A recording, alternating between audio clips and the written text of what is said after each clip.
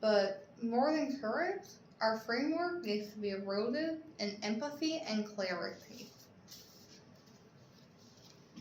With that, I would like to go over some core principles. We'll discuss empathy and respect, psychological safety, active listening, structure and clarity, and emotional regulation. First, starting with empathy and respect, we have to take another person's perspective to heart. Go into that conversation knowing you want to hear their side. And in this context, and most, empathy does not equal dishonesty. Empathy, however, really is curiosity, actively listening.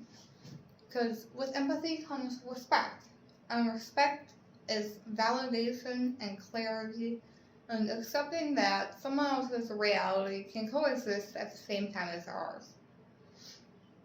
But now you're under pressure. And what do you say? Well, you just say, hey, how can I help? Can we talk?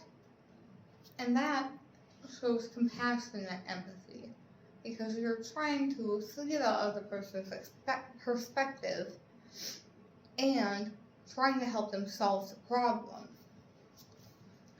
With this scenario, conversation can be much, much more than confrontation.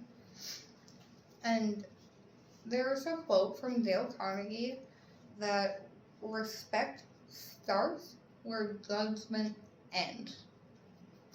Empathy can open doors and help us create a safer environment, which leads me to psychological safety. Psychological safety is discussed by Brian Basterfield, and what he says is employees, whether it be low-level employees or supervisors, will thrive in an environment where they know it is safe to speak up.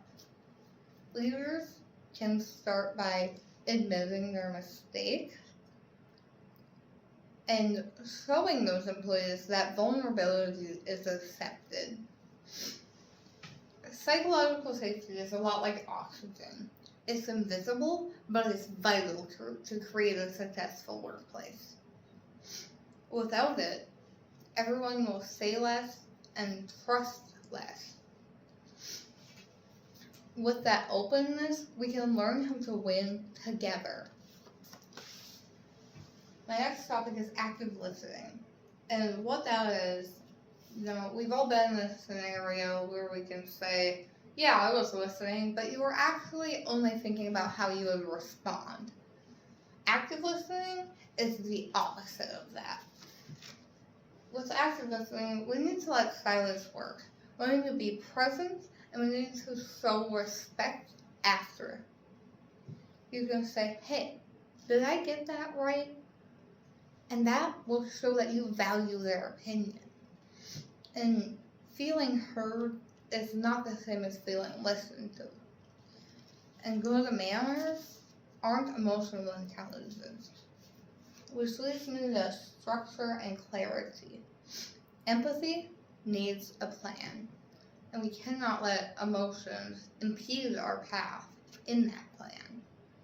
What we can do is acknowledge the other person, explore their thoughts, and agree with them, or at least come to some agreement together.